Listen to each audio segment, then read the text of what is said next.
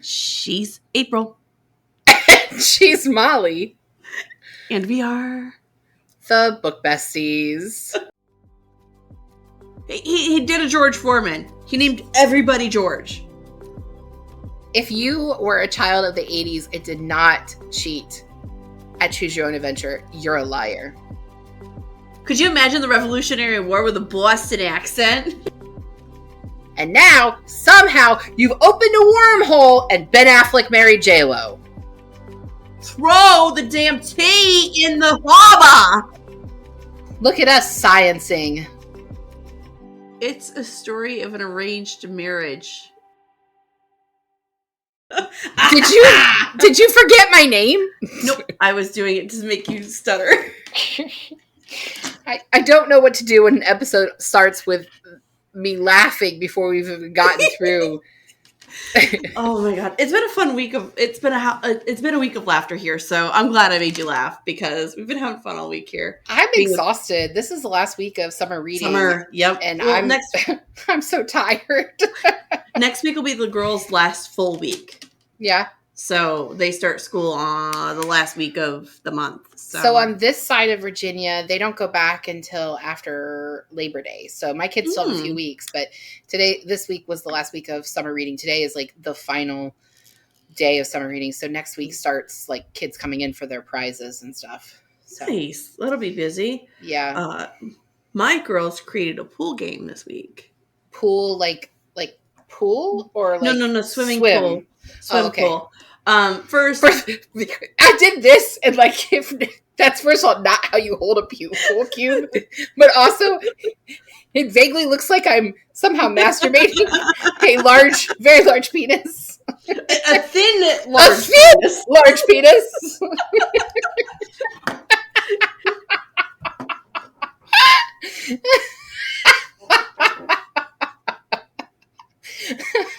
If you're just joining us, yes, this is Book Besties, the podcast. We are just shitheads. I should start with a story about Piper, today. Of course. Okay. So she found one of my medicine ball weights. Yeah. And she wanted to use it to help her sink to the bottom of the pool because she wants to know what it's like to sit at the bottom of the pool. What? She's a good swimmer and her lung capacity is great. So I said I wasn't a fan of her just holding on to this weight. And so she asked me for a rope. So she's been trying to figure out how to tie a rope to this medicine ball. So this is incredibly unsafe. So this medicine ball will sink to the bottom of the pool and she can use the rope to pull herself down, sit there, and then let go of the rope. And I go, as long as you figure out how to tie the rope yourself. So she thought she figured out how to tie it on. She throws it into the pool. The rope just slides off. The medicine ball sinks and her rope floats to the top. Oh my gosh. How long did it take her to build this failure of an attempt? Probably longer than she wants me to say. Listen, she did science today. Yeah, she wasn't thrilled though that she hit a failure. So the medicine ball is no longer at the bottom of my pool because it's only 8 pounds, so it's easily carried. And she brought it. It's been brought back up, but we're not happy with the outcome of this trial. She needs a net. That's a smart idea. Oh, what about those like a canvas bag, like a grocery bag? Put it in that, that's exactly what I was thinking. Rope. Yep. Or you could even use like a hashtag not sponsored Kroger bag that's like plastic and just tie it. And look at us. That one might might break the bag. Yeah. But. Yeah. So instead, look at us sciencing. Yeah. Next time, science with Molly and April. Absolutely not. Nobody wants to see that. Nobody, absolutely not. So instead, they started playing with the divers, but all their divers have numbers on them. Mm-hmm. So they turned it into a math game where they had to get the closest to that number by finding the diver on the ground underwater, bringing it up, adding it to their total. And if you go over, you're out. If anybody is wondering this is what it's like having gifted children, because this is shit that my kids do too. This is not stuff that normal kids do. Neurotypical kids do not build games like this. And the harder it is, the more they love it. Oh, for sure. 100%. Because it's a challenge. Yeah. My story for the week is that I went to breakfast yesterday with my friend that I extroverted and like had invited to breakfast, even though like that's not So we had breakfast again yesterday, and then today at church, like it was a great breakfast. We had a lot of fun, few hours, good chatting with a woman that like I like having female friends, but like I also don't like making new friends. Doing the outs. Right. Yeah. So we had a great time. And then at church today, our pastor does this thing where he's like, where have you seen God moving in your life? And like they pass around the microphone and like people raise their hand and like tell where God is moving in their life. And she said, I made a really great friend, gave my first and last name, just put it all out there. And like literally everyone in the church is turning. The chairs turn. And so I'm like covering my face like this, like mortified, beet red. Her husband, she and her husband are in the band, and her husband was still on stage because he was like guitaring as a background. And he starts pointing to me, and I'm like, fuck! Like, this is not, I'm like, no, why? This is the opposite of what I want to do today. This is the opposite of what I want to do today. And then when I talked to her after, she was like, you were embarrassed for it too. And I was like, yes. She's like, oh, you little introverts. And I was like, what's funny is I'm the opposite of an introvert. That would be an extrovert. Right. But for the most part, well, I got a point, I swear. But when I get called out like that, I panic. Like, I don't want to be this, like, Dr. Harkness did that to me at one of the cons, and I almost shit kittens. You told me that story. That's crazy. And I shit kittens. Like, it's not fun. I hate that shit. Well, but even if you weren't that way, Dr. Harkness calling you out would have been like, I mean, she's like a hero of yours, so. Exactly. Yeah. Word. Yeah. Word. So this week, we are talking about this book, The Night Circus by Erin Morgenstern. Did I show off the fun features of mine? I don't know. Mine has some like cool pictures. Oh no. First and foremost, it came with 2 jackets. Right. Yes, you did show last week that it was backwards. It came with 2 jackets. 2 jackets. It was also bound upside down. Upside down. So it's not, because when she told me about this, everybody, I was just like, just turn the jacket around. What are you talking about? No, it was bound. But it's literally bound upside down. Yeah. This is the end of the book. This is the front of the book. Back. I don't know why. Because it's a fun piece. Like, how many people are going to say they have this book? In like 10 years, so many people are going to be like, it actually might be worth money down the road as a misprint. Right. I don't know. Well, see, look at me seeing doing the things. Okay. Well, anyway, so we're going to talk about Night Circus. Yeah. So I picked this book. What? Not my weird-ass print version of it. Right. Well, we could talk about that too. So I picked this book because I read it in 2020. And it was one that I stopped and started a couple of different times. And then I had kidney stones. And when I had my surgery, I was like not able to do much. So I read the book. And I liked it, but my official review on Goodreads says, I think I like this book. And after a second read, I still feel like I think I like this book. And as somebody that has finally finished this book, I think I like this book. Yeah. And so we were going to have a guest on this episode who had a scheduling conflict and so was no longer able to film with us. When we needed to film for it. So it's my friend Florida Megan. She's going to come on next season instead. But she did read the book and was like, I don't know. and Molly texted me and was like, I don't know. So it's not that I just don't, it's okay. It is that I don't know. I can't pinpoint it. You know how you say you like it, but you can't explain why you like it? I dislike it, but I can't explain why. Well, let me give a synopsis and then we'll talk a little bit more about our feelings about it. Okay, so all of them. I do want to preface this episode by saying that we're going to do a traditional format. So if this is the very first episode that you've ever listened to of Book Besties, usually what we do is the person who is in charge of picking the book that week, that person like asks questions and then we like engage in conversation. Mm-hmm. But I really struggled to write questions about this book because of the way the book is formatted. It's just difficult to. I don't know that it was the best choice for the pod, but we're going to discuss it today. And so instead, I've looped it. I've written like different bullet points of like the main storylines and then how they rope together. And so we're just going to talk about those instead of the normal questions because I don't fucking honestly know, your breakdown was an easier way to understand this than following the whole fucking book. Well, thank you.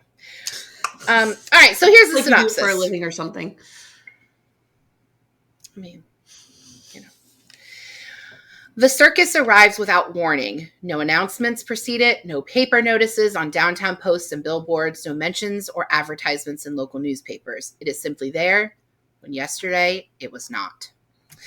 The Night Circus, and that is a quote from the book, by the way. The Night Circus is several stories woven into one that creates a magic much like the circus itself.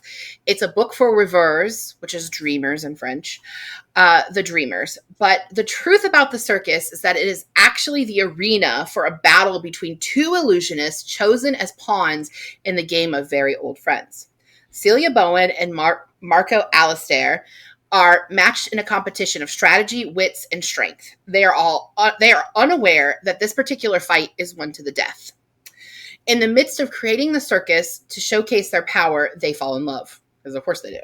Mm-hmm. But their story is not a true enemies to lovers story, as they don't know that they're each other's competition for most of the time. There are several other characters. Right. There are several other characters that work their way through the central story of Celia and Marco, including the twins Poppet and Widget, theater producer Chandresh, psychic Isabel, clockmaker Herr Thiessen, and farm boy Bailey Clark. It's hard to explain how all these stories weave together, but we're going to do our best today. Mm-hmm. So this was my second time reading this book, and this time I actually did the audiobook, which is narrated by Jim Dale for all of you Harry Potter fans. Both times I felt like I wasn't totally sure I actually liked the book. I took a chance picking this book in an attempt to prove I could actually like historical fantasy because you don't that's like it. But I think I do. So I guess like I mean, you think you do. I do, though. The thing is about this book, this is why I think I do. I mean, I enjoyed it. I rated it 4 stars. That's a high rating for me. For you, yes. I don't really give 5 stars very often. No. But this book has like a huge following, Molly. Like it has its own fandom. Like it has its own fandom, and I don't get it side of it. I don't either. We all know We all know on Book Besties that I don't like Harry Potter, but I understand that there's a fandom for Harry Potter. I understand why that fandom exists. Behind the fandom is there, right? Right. But for the Night Circus, it's only one book. It's a complicated book. So I don't really understand the fandom, but I like the book, I think. I don't know. Like, the story is good. I get the point of the story.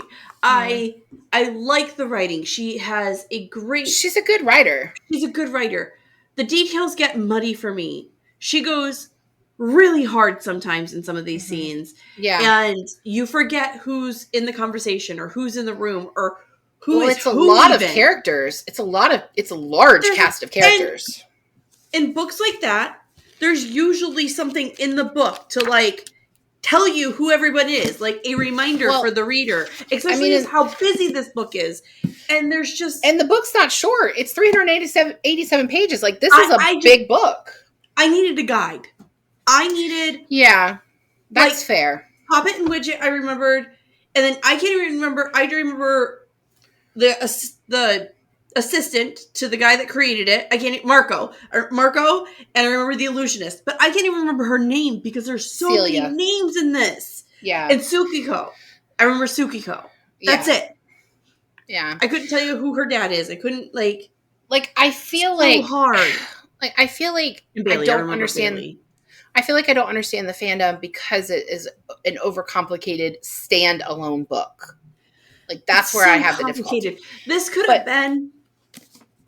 I don't know that you could have honestly. Yes, but I don't think you could have shortened it. But I think what you should have done is I think what she could have done as soon as he found out lengthen it to where Celia finds out that Marco is her competition, and that's then exactly what I was thinking. Yep, and right then, in the rain. Right, when she opens the rain. Umbrella? Right, yeah. When the umbrella, she finds out that Marco is the illusionist she's competing against because she has his umbrella. And then open book 2 with the competition rising and the love side of it rising. Yep. I don't think you needed to have that in the first one. And I mean, it would have been her having to double the length of this book, but I think I would have enjoyed it more because the pace at the beginning. Could handle it though. It could. This series, this idea, this thought process, these characters could have been a 4-book series, and I would have read it.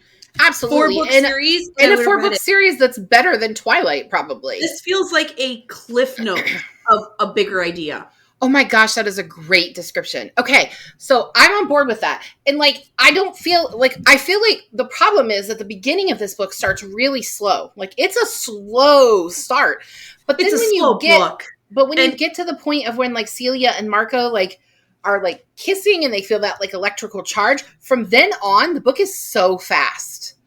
And I needed them to slow down there because they're switching back, especially the day that Herr Thiessen dies is Halloween, and a year later is when Bailey comes to the circus, and they keep going back between those 2 chapters, and I was I'm very confused as to what year this is. What was so she does this thing in this book where when Bailey goes into the tents and he's seeing all these new things for the first time, and she's giving us the details and she's explaining it so well, and it's wonderful and it's detailed and you understand it. And then there's times like the midnight parties where she goes into such detail and there's so many characters you lose the book.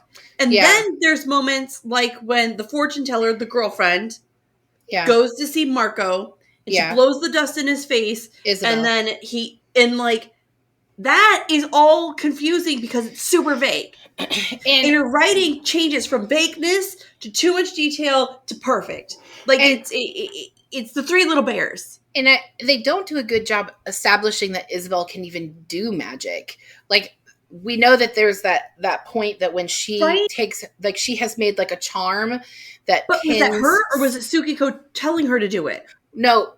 The one that captures Marco, Tsukiko, but under Marco's guidance, she made a charm that pinned Celia, Marco, and Isabel to the circus. Huh. And then she undoes that, and that's the day that Herr Thiessen dies. But it's never established that she actually was successfully doing magic. And I think that was that scene was thrown in order to make her be able to do magic later, that she could capture Marco. But wasn't Tsukiko the one that got her all involved in this? Well, Tsukiko and her were very close. I feel like the magic isn't hers. She was often in Tsukiko's room and in her lap. Yeah, in that kind of way. Mm-hmm. History, you'll call them close friends, roommates. Yeah, I mean, she was still in love with Marco, but I'm pretty sure she was also banging Tsukiko. I mean, have you heard the description? We all might want to bang Tsukiko. She's 1 billion years old, though. Right, but so's Edward Cullen, and you don't seem to have an issue with that. I mean, I really don't. He's immortal. It's a little bit different. I mean, it's a little different. He's immortal. Tsukiko is. Tsukiko kind of is. She kind of is. All right. So let's talk about the challenge. All right. Okay. So this is the challenge. I have descriptions for each of these. Okay. Mr. A.H., which is the one that Marco is paired with, and Hector Bowen, who's Celia's dad, have spent what could be centuries, we don't actually know how long, but it's obviously a very, very long time, battling each other by choosing a candidate to train in their method of illusions. They then pen the candidates against each other in a battle to the death. We later learn that these challenges started after Hector apprenticed for AH, and he decided that he wanted to use his own methodology, and in different basically he was ways, trying to prove that his was better. In this story, Hector chooses his own daughter to challenge Mr. AH's candidate, Marco. The intensity of the challenge leads to Marco and Celia falling in love, which of course it does. Was this a believable story aside from the magic? I mean, is this one that you like? I mean, I thought it was innovative. I've never read anything like this before. Okay, so the story's creative. Okay? Yeah. It's very creative. It's thoughtful. It's well thought out. The venue, we don't read a lot of books that focus on a circus. So the only other one that I've read was Water for Elephants. Yeah. We could do that one. I actually did like that, and that's historical fiction. It's okay. Okay. It's okay. But that's beside the point. We could talk about the movie starring Edward Cullen. Reese Witherspoon and Robert Pattinson. Mm-hmm. What was the question? Shit. Like, did you find the story believable, innovative? Like, how did you feel about the story? It's creative. I like the idea. It's creative. Mm-hmm. I had troubles with the timeline. Mm-hmm. Being that we're not getting a good sense of where in time we are. Yeah. It's very muddled in that way, and I wish that was clearer, especially when we learn how fast and how long they've been doing this. Like, at the end, there's a website on the card. So it's like... he has an email address. Right. So, like, obviously this has been going on for a long time, and obviously this is more enriched and longer and more in depth than we're seeing. Yeah. It's just the timeline issues, along with how the story gets muddy at times, made it hard for me to like and enjoy this idea in this thought bubble. Does that make sense? Yeah, I totally get that. And actually the writing style and timeline mixing was one of my like later points, which is that like the hardest thing about this book is that it floats back and forth in the time. So it is really hard to follow like what is happening. And when I read the physical book, I had a little bit of an easier time with that because I could just flip back. Oh, this is 1901 versus 1902. They say it at the top of the chapter in the audiobook. Yeah, but it breezes by so fast, you miss it. You do. But the book actually takes place between 1873 and 1903. So 30 years. That's a fucking long time. It's a long time. And nobody ages except for the twins. Right. And that is actually part of one of the illusions, right? So Marco basically creates an illusion that they're aging, but they're aging significantly slower. So they don't look like they're aging at all. And that sounds more like a hex than a freaking They illusion. Keep calling them illusions, but it's more like that they're doing voodoo, like honestly. And witchcraft. Yeah. And it's dark magic, right? It's dark magic. That's exactly what it is. They're doing dark magic. But like, I think I said this earlier, but the day that Herr Thiessen dies is Halloween 1901, and Bailey takes over the circus on Halloween 1902. And so because it keeps referencing Halloween and being like the best night to be at the circus, it's like really hard to keep track of because those chapters keep flipping back and forth. Mm-hmm. And it's the end of the book. Like it's hard to keep track of. So, I mean, I agree with you. I like the writing. I think she's a really vivid storyteller, but the timeline here is so wonky. So wonky. And it makes a fan edition of this should include two things. Mm-hmm. A full timeline of where the circus travels and the illusions and as they're added, like a very detailed timeline, and then a breakdown of characters. Well, I will say a criticism of this book. I think she forgets what illusions she's already created. Facts. Like, I feel like there's references to illusions that we never know were created, and then all of a sudden they're just there, and we don't know if it was Celia or Marco. This is a pantser writing. This is what it looks like when a pantser writes versus someone that is a organized writer. But you know how that would have been solved? It's not by making an outline. It's by making more books. Right. Or fucking keeping track. As soon as I create a pivotal point I know it's a pivotal point of my process, I write it down. I put it on my push board and I write it down and I go and I label it. Chapter 3, X, Y, and Z happens to character. You know what I mean? Yeah. So it's always there and I can reference it. And I have detailed books of all my characters when I start creating. Well, I don't think she ever loses the characters. I think the only two characters that are really easy to confuse are the two. You did get them confused? Oh, constantly. Well, at one point, I just only had trouble with the seamstress was talking to Tara and Lainey because they make them be basically the same person. So I struggle with them. Who's the seamstress? Miss Madame Tussaud? No, that's the person that does the wax figures. God bless you. See, I'm mixing these characters up because their names are so wild. I can't keep up with it. I don't even know who the seamstress is, and I don't have it in my notes. There's this scene with the seamstress, and she's talking about when one of the older twins died, right? And she's talking about when she eventually goes, that she's going to give her all of she does to Lily or Lena or Lillian. Oh, to Lainey. Yeah. Oh, because Tara died. Those people, Lainey and Tara are not twins. I don't remember who she is, though. That's what I'm saying. She's one of the older twins, but she's not, they're not actually twins, Molly. They're sisters? They're sisters. And they never, Tara and Lainey, they never say who is who. They keep getting them confused like the characters do. And they never reveal which one of them is older. So much so that, there's a character, Ethan, who's one of like the theater group, who's in love with both of them and never decides which one to marry until Tara dies. And then he's like, I'll just marry Lainey. Right. I remember that. So while we're on the topic of the theater group, Mr. A.H., which is the one that chose Marco again, basically uses his illusions. Like he puts a like weird hexy thing on Chandresh, who's a theater producer, to create the Night Circus as the venue for the challenge. So this group of people chose the ambiance, the performance space, they basically designed the circus. Right. The color scheme being that it's black and white, and that it only is at night. Pops of red, right. And they really don't control the circus because, the pops of red are something else. It's always black and white. The pops of red are Herr Thiessen and the reverse. Right. That's so the scarves and bullshit. Yeah. Right. But what really is the truth is that like they actually don't have control over the circus because Celia and Marco are controlling the circus with the illusions they create.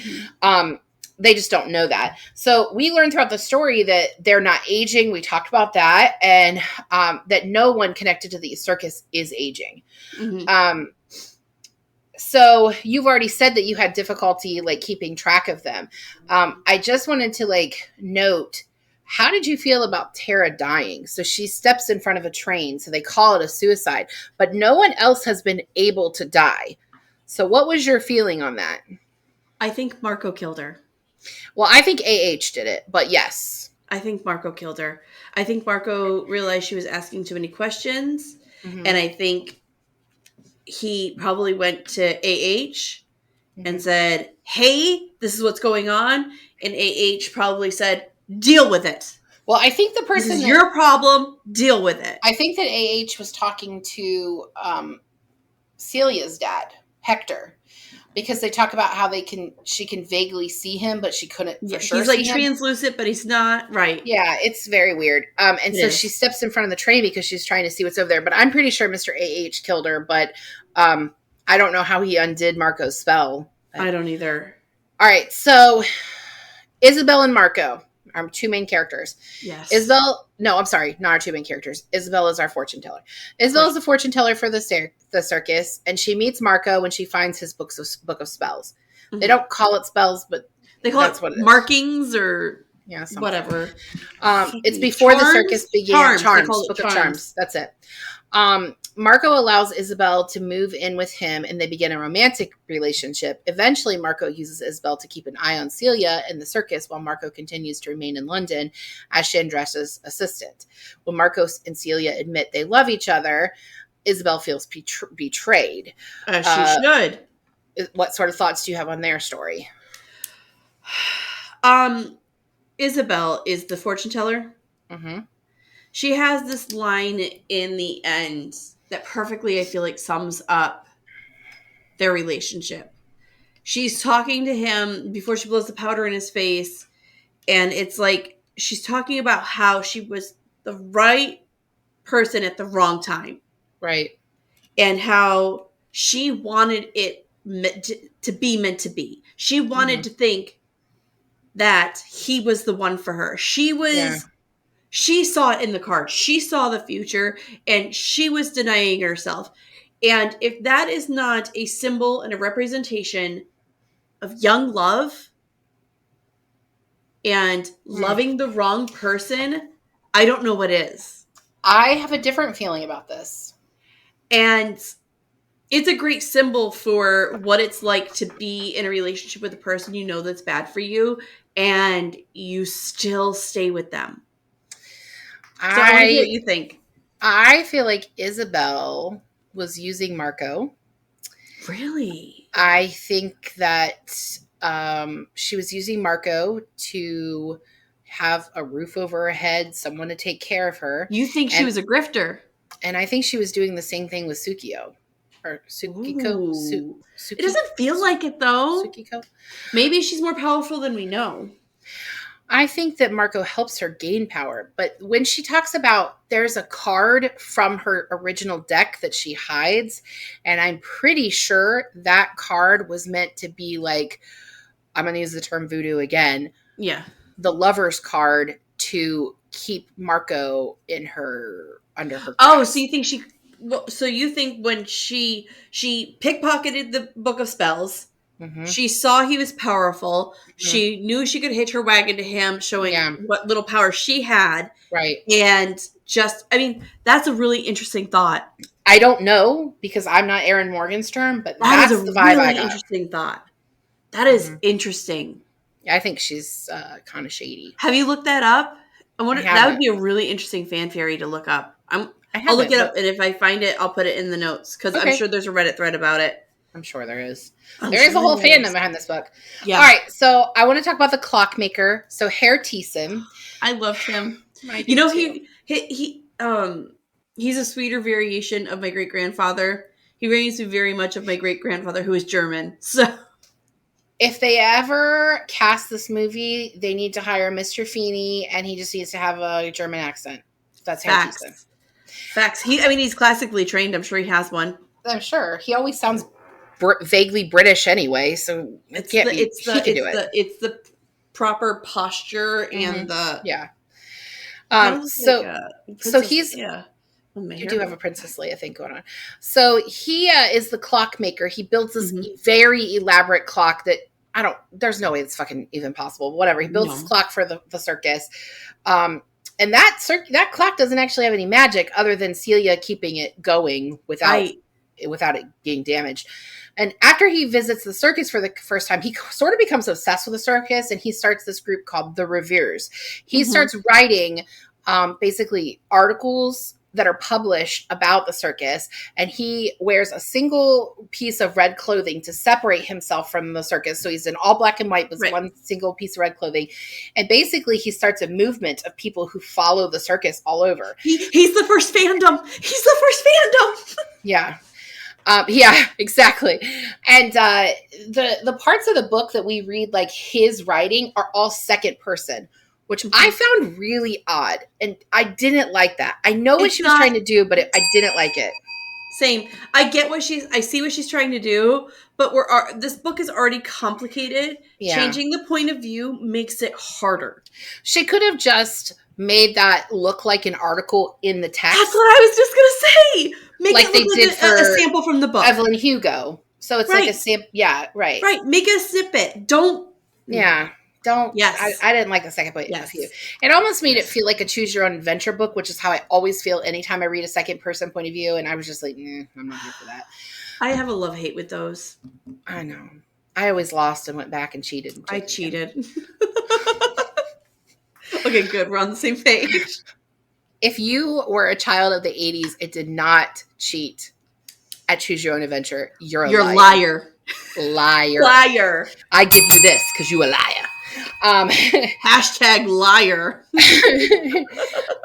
I really feel like his death, which, by the way, I got emotional. Yes, it was upsetting. It was very sad. I feel like his death was sort of the catalyst for how the circus unraveled, and like that was like the beginning of the climax. He was the binding because he was the clock. Yeah. Oh, he's the clock. Ooh. Ooh. I He never is thought the of that. clock. I never thought of that. Because you know what? The book picks up pace after that. So, like, the clock speeds up. Yeah. Ooh, that's a good point. He binds the circus together because he put his blood, sweat, and tears into that clock. And the interesting... Sorry, go ahead. Sorry. As I say, I agree with you. He, like, put his blood, sweat, and tears into the clock. And it became a part of the binding and the spell when they started fucking with it. But Marco didn't think to give him the same, like... protection because he didn't think about it. He wasn't really connected doesn't he to the say circus. something about that? Yeah, he does. To He Celia, apologizes. he's like, I wish I would have thought to save him. Yeah, because Celia and Mr. Hare Thiessen become like really close. Like they're actually, pen Isabel, pals, and then she tells him about where the circus is and where they're Isabel going. thinks she's in love with Mr. Hare Thiessen. Mm-hmm. Like she thinks he's in love with him. But anyway, that was very sad. September, January relationship there. Instead of May, June, you know. September, January. I was like, that's not the expression, but I get what you're saying now. Because Hare Thiessen's so old. He's very and she's old. so young. Right. All right. Not a joke if I have to fucking explain it. It's not. Okay, Poppet, Widget, and Bailey. All right, this is their story. So Poppet and Widget are twins. They were born 1 hour before the circus started the first night and 1 hour after the circus started the first night. Discovery of witches. Discovery of witches. Discovery of witches. Okay. Deb did this too. Side note for our listeners, the reason I put this book on the pod was because it reminded me so much of Discovery of Witches. Like when I read Discovery of Witches, I was like, oh, this is sort of like the Night Circus. So I thought Molly would like it better, but she doesn't. So whatever. But you know what? I looked it up because I needed to see who wrote it first because I was getting pissed for Deb. She wrote it first. Yeah, well, I don't think Deb like stole it from her. Or No. I'm just as popular as Deb's book was. It wouldn't be hard for an author to read something and be like, "Ooh, I like that idea. I'm going to use it." Yeah. But it took a while for this to gain popularity, so it was just a strange coincidence. Yeah. Right? Right. All right, so the twins are born an hour before and an hour after the circus kicks off. They have the ability to... Poppet can read the stars, and Widget can read people's histories on themselves. Weirdest nicknames ever. Yeah, I don't even know what their real names are. I don't remember. Penelope and something else. Who knows? So the two are the only ones that are aging at a normal pace. Like they are growing up, where the rest of the circus is not aging. Which is very much like Once Upon a Time, where Henry was the only one that was aging and the rest of the town was under that curse. You watched that show, right? Which hashtag show? Not sponsored. Once Upon a Time. Yeah. Oh yeah, I did. Hashtag Penelope not sponsored because that's a Disney thing and we can't. Aislinn is Poppet. And Widget is Winston Aiden. Yeah, Poppet and Widget's better. Okay. All right, so Poppet meets Bailey for the first time when he's actually a farm boy, pretty young, like maybe 9. He's a child. And then he's a child. And then they kind of re-meet while he comes to the circus. And like my problem with this the first time I read it was Bailey's story did not seem connected at all. No. But Bailey, in fact, ends up being the anchor for Celia and Marco to pass the circus over. Hashtag spoiler alert. Yeah. Big spoiler alert. Okay, and I text you and I go, Bailey, as in Barnum and Bailey Circus. And I was like, never even thought of it. And I Googled it. Nobody else is putting it together either. Oh, well, Molly, you're the fucking genius. Or I'm just trying too hard to tie these two books, this book to something else, so I have reasoning, right? Reasoning. There's none in here. Here is my big for Jim Dale. Oh boy. I know. People are going to hate me. Bailey is from Massachusetts, Mr. Dale. Oh, he sure is. And he does not have a masshole accent. He sounds like he's Harry Potter. So, and so does I'm going to need Widget, you to not make him Bridget or British. Seriously. Widget does sound like he's a masshole. He gets his car from the other side near the bar. Okay, but also it was the 1900s, so I don't know how much they sounded like that then, but he would still be always American. Have sounded like that. Could you imagine the Revolutionary War with a Boston accent? Throw the damn tea in the harbor. We're throwing the tea in the harbor. The harbor. The harbor. In the harbor.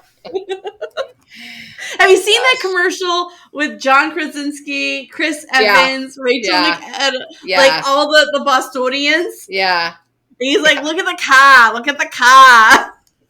Yeah. If you don't know what I'm talking about, I'll put the link for the YouTube link in the... It's hilarious. Yeah. Not a group you'd ever expect to be together, but Bostonians unite, I guess. Except for Ben Affleck. They left him out of that one. I mean, we all want to leave Ben Affleck out of everything. How is he married to J-Lo? Like, what happened? How did he fuck up like Jennifer Gardner, one of the most innocent, amazing human beings on this planet? Yeah. And you just fucking bounce? Listen. And get a back tattoo and go to gambling debt and have to go to freaking Gamblers Anonymous?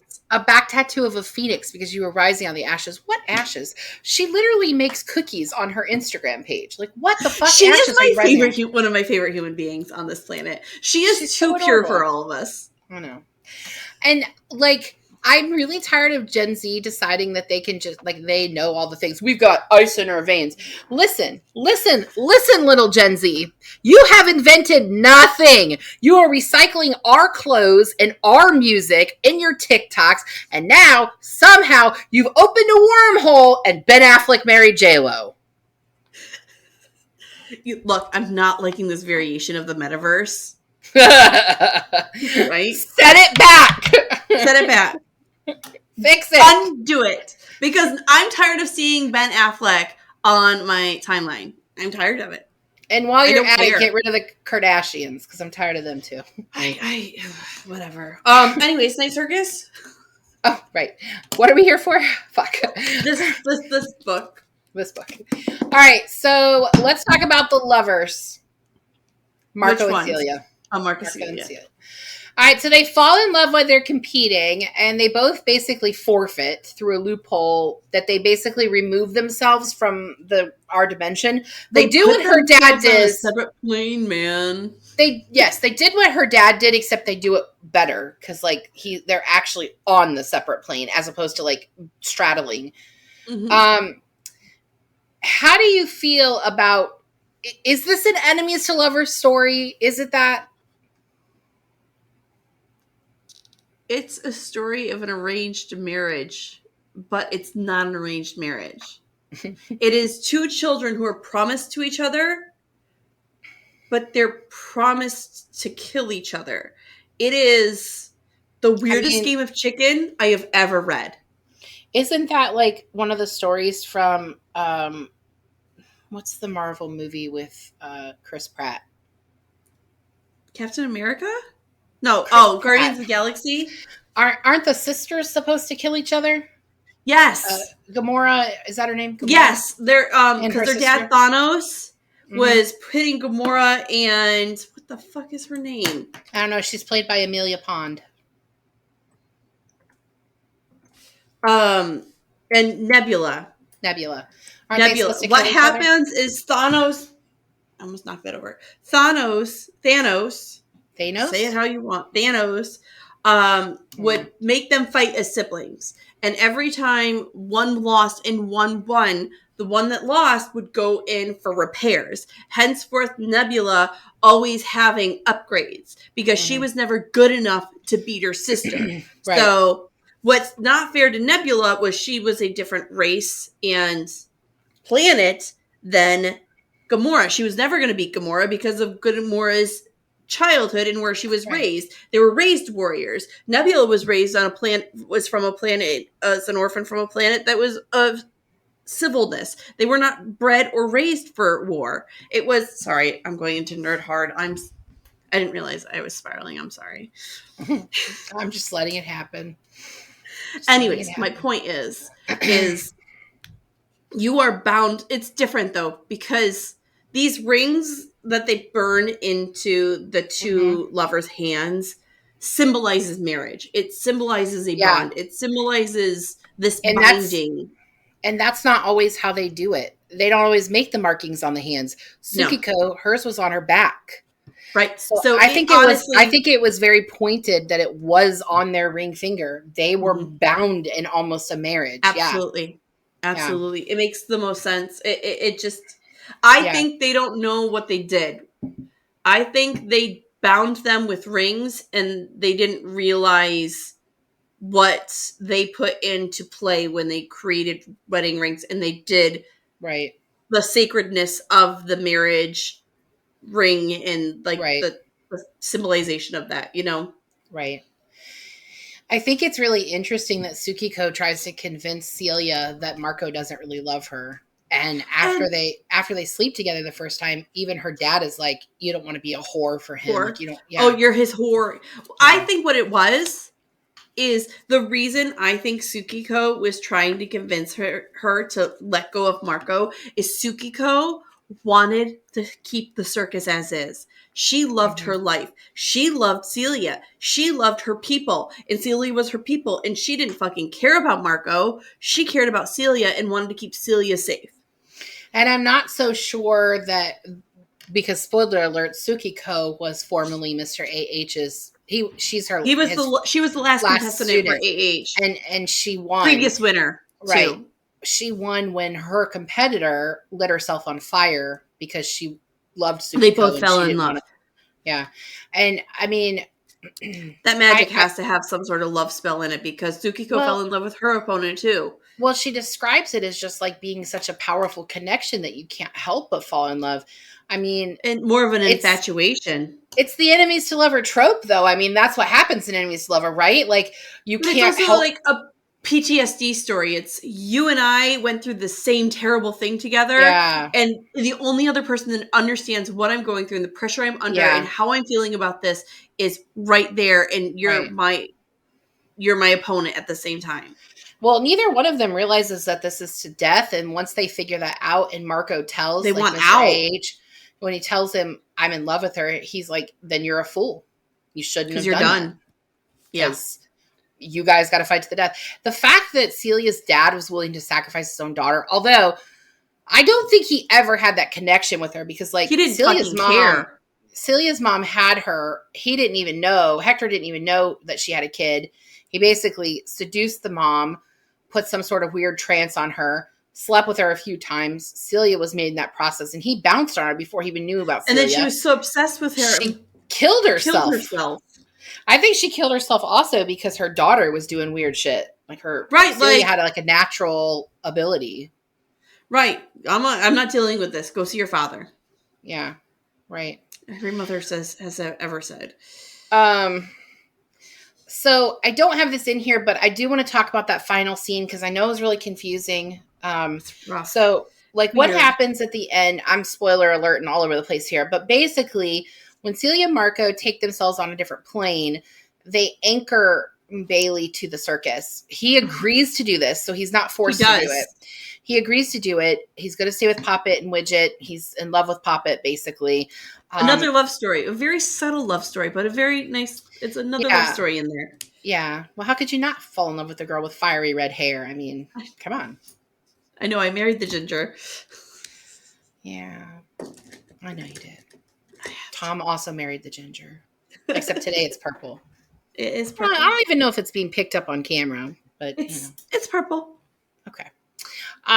Anyway, Bailey, like this story goes on, like I said, for 30 years, but when Bailey takes over the circus in 1902, we flash forward and it's a new person that's at the circus, like doing the second person point of view. And he's given the card of Bailey and he has an email address. So we know we make it, the circus goes on, basically. It's still out there. But it also is like insinuating that you too might one day stumble across the magic that is the magic circus. Of the Night Circus. Yeah. Yeah. So that's pretty cool. The reader hope that they too could be a part of this world. Yeah. So that's all I really have. I know we're only at 50 minutes, but what did you have? So I want to talk about Hold on, I'm gathering my thoughts. Okay, first, the storyline's great. It's not great. It's fine. The idea is great. Yeah. I think that the idea is very The idea is great. Creative. Like I said, I think it should have been broken up in more books. And I 100% agree with that. I had a thought bubble and I lost it. I'm surprised it hasn't been picked up for a movie or a show yet. The popularity of it. I think it was bought, but I don't think anything's come of it. Hang on, I'll Google while you're still talking. I'm thinking. I'm sorry. Oh, it's in pre-production. With whom? Oh, it was bought in 2019 by Lionsgate, so I'm guessing that it might not. Yeah, it's going to be a while then because pandemic. Mm-hmm. Books like this, especially when they dive this deep into time and history, I'm really surprised. Which I don't think it needed it, but it might have helped the reader stay in time. Talking about historical events or talking about how they couldn't go to this part of the world in X, Y, and Z because of this, this, and this. Or talking about, like, they were in New York. Like, why not talk about seeing the skyscrapers being built? Or it just felt like... Yeah. We weren't getting a place in time on purpose. Even though she kept saying... London, March 1900. Then you jump around 1900. You're in London, and then you're Concord, Mass. Isn't this 1901? The same? You're not given a sense of time, but they're telling you the time every time you start a chapter. Isn't and this the same complaint that we had about Addie LaRue? It's the same complaint we had about that. Yeah, it's exactly it. It's just I need consistency when it comes. If you're going to dive into historical fiction, you need to be consistent with your timeline. You need to make sure your reader is immersed in that era, or it's not historical fiction. It's a story. And I want to know if we're supposed to believe that the circus continued on until we have email. What the fuck happened to the circus during World War I, World War II? Like, right? What happened to the circus? Just sitting somewhere? And how are they? It isn't anywhere in Europe. And clearly, Bailey's not aging unless this is like his great grandson, and that name just keeps. Everybody's fucking Bailey. Everyone's Bailey. But is you're a Bailey? You're a Bailey. You're a Bailey. You're a Bailey. Well, I mean, are the other circus performers still there? Have they stopped aging? Are Poppet and Widget still there? Is Bailey married to? I need more answers. George, he did a George Foreman. He named everybody George. He named everybody Bailey. Every child that came out of him being procreated was a Bailey. Just to be on the safe side. I just need more information about what happened. Like, if you're going to flash forward, then I need more closure than that. Is everybody else still there? Like, I don't know. And I mean, it's wonderful and it's very sweet that the dedication on the clock is to Herr Fuchs. Like, Herr Fuchs. Herr Thiessen? Herr Thiessen. Thank you. Herr Fuchs is from Discovery of Witches. Sorry. It's too many names. It's too many names. Can we be done with it? What's funny, I just want to say this real quick. When Molly and I were texting about this book, I asked her like how she felt about it. And she was like, telling me different, things while she was reading. And I was like, I'm going to be perfectly honest with you. If you get on there and say you don't like it, I don't think I can defend the counterpoint. But it's not that I don't like it. I don't think I can defend that. This book makes you feel indifferent about it. I think that the changes that we are proposing, that it be more books, would have really made it better. She's a good writer. Fix it in the movie. Fix it in the movie. That's not the problem. She's a good writer. She's a great writer. Yeah. There is just issues. Yeah. Do you want to talk about what we're doing next week? Please, for the love of God. So I still don't have a copy of it. So Tom put the book right here. In here. The book, The Book of Lost Names. Pick a hand to put it on or put it in the middle of us. The Book of Lost Names by Kristen Harmel. Is that right? Kristen Harmel? Oh, shit. The Book of Lost. Kristen Harmel. And I finished that book Friday, and Molly is working on it now, and that's what we're going to do next week. And this week, I just want to let everyone know that there will be this is the week after I'm doing that because I'm filming and it's already happened. Well, if you missed the carousel on our on our social media, we're posting this. Still pinned. It's still pinned. It'll be pinned on TikTok, Facebook, and Instagram. Yeah. So we posted the September reads, and we are kicking off the month of September with this book here, A Good Girl's Guide to Murder, by Holly Jackson. And we have a special guest star coming in. We have Alexa from Cozy Blanket Reads. Blanket Reads, yes. Cozy TikTok, Blanket Reads. Instagram. She's on TikTok and Instagram. She's wonderful. Her content's fantastic, and she's always got suggestions. And she does do read-alongs in her story. Like she'll tell you like where she's at in her stories. I really love that. I like when she finishes a book and she does like honest reviews and like I've That's actually what we're here for. I've actually put a few books that she's reviewed on my TBR from that. So she's really great. We had a pre-meeting with her and she's just very so nice. lovely. I like her. She's Canadian, so you know. She's very polite because you know, don't you know? Right. Anyway, so we're going to have her on as we read A Good Girl's Guide to Murder to kick off September. And then the rest of the September books we'll announce next week or maybe in September. That sounds right. I don't know what's next. After A Good Girl's Guide to Murder, we're reading Project Hail Mary. Oh, I'm super excited about that. Yeah, so... We loved his last book, so... We did. It would be really sad if we fucking hated it. We read... It'll never come on then. What is that book called? The Martian? Thank you. So we read The Martian in season 1. And we'll put in the description by Andy link to that episode. Weir. And Project Hail Mary has been on our TBR since then. So we're going to do that one. And because we're writing so good. Well, here, I'll just go through the list. I'll pull it up and I'll go through it. Might as well, because we're sitting here talking about it, so why not? We got a few minutes. We are reading Good Girl's Guide to Murder, Project Hail Mary. I don't have that book. The Astonishing Color of After, which I have started. I picked it for Shelf Appeal. And then our last book of the month is Triptych by Corinne Slaughter. It is her first book in the Will Trent series, which just got picked up for a full season TV show on ABC. It is going to be so good. It is such a great... Will Trent is a GBI... you know what?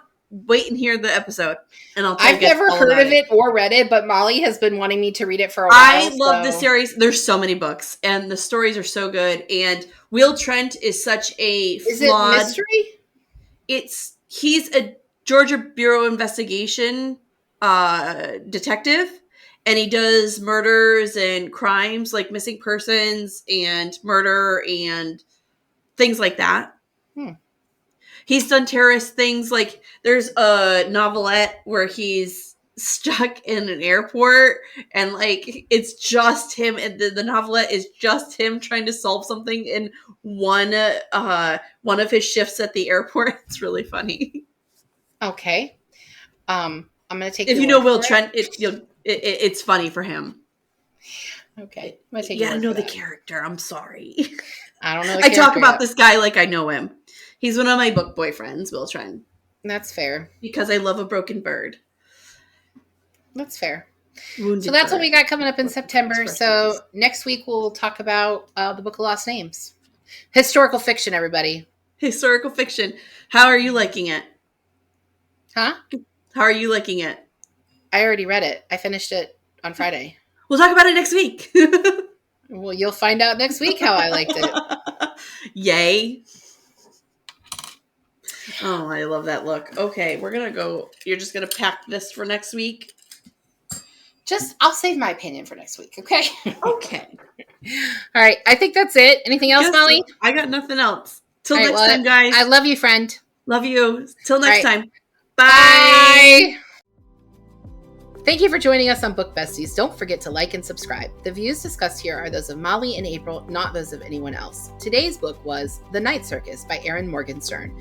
Your Book Besties are Molly Biggs and April Watkins. Editing by Thomas Watkins. And music is Sleep Sweetly by Prigida. Don't forget to follow Book Besties on Facebook, Instagram, Twitter, TikTok, and YouTube. If you'd like to contact the Book Besties, please email us at bookbestiespod@gmail.com. Did you just whiff? No. I swear to God, I heard like a whiff. No. Do we need to do it again?